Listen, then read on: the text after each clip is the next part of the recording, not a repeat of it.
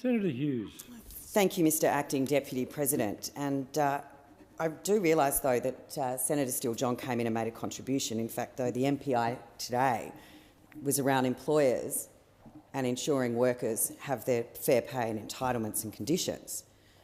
And Labor, though, would have you believe that this is a government that isn't looking after workers, when in fact the only side proposing to cut wages and cost jobs is in fact sitting on the opposite side of the chamber, the Labor Party. We recently heard Opposition Leader Anthony Albanese announced his undercooked and disappointing attempt at an industrial relations policy. It has nothing to help employers and employees work together. Nothing to grow jobs, nothing to address underpayments or fix a broken enterprise bargaining system. But you know what it does contain? It contains either a $20 billion a year business tax or, on the other side, a cut in casual pay equal to, on average, $153 a week. Yep, that's right. The Attorney-General's Department has estimated that just one element of the plan proposed by those opposite, extending paid annual leave, sick leave and long service leave entitlements to casual employees and independent contractors, would cost up to $20.3 billion per year. A $20 billion per year business tax. Now, we've heard over the course of the last week that those opposites suggest quickly that this isn't the plan.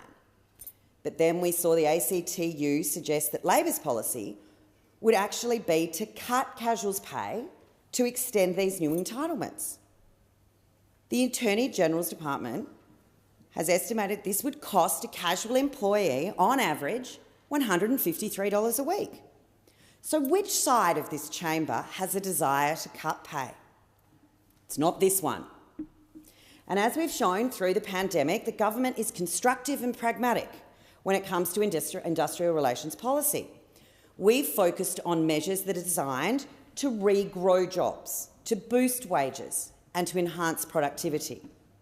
And doing so in the same cooperative spirit the country has so successfully embraced in our approach to the pandemic. We've done this through extensive consultation with unions and industry, aiming to bring people together and not divide them.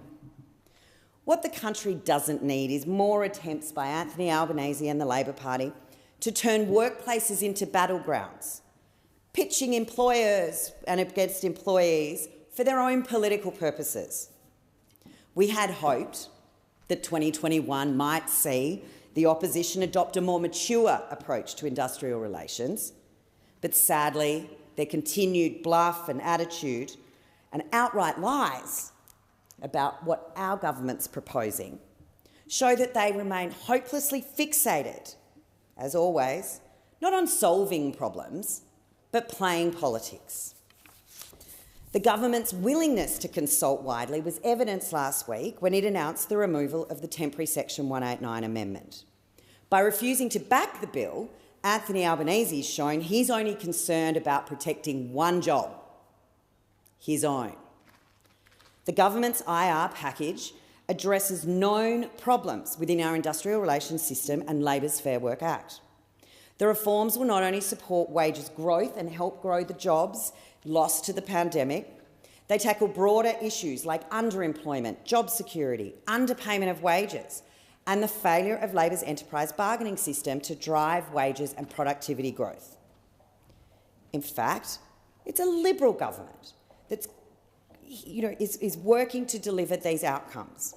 And in continuing to oppose the government's IR bill, here's what the Labor Party's against: tougher civil and new criminal penalties to stamp out wage theft, a quicker way to recover underpayments when they occur, a quicker enterprise approval process through the Fair Work Commission to help deliver pay rises more quickly. But of course it's old Labor saying, let's block everything and change nothing. So what else do they want to block? The opportunity for more hours of work for almost 30% of part-time employees in the retail sector and around 40% of part-time employees in the accommodation and food services sector. So much for Labor being on your side. Definitely not if you're a part-time worker Senator or a Hughes, casual... your time has elapsed.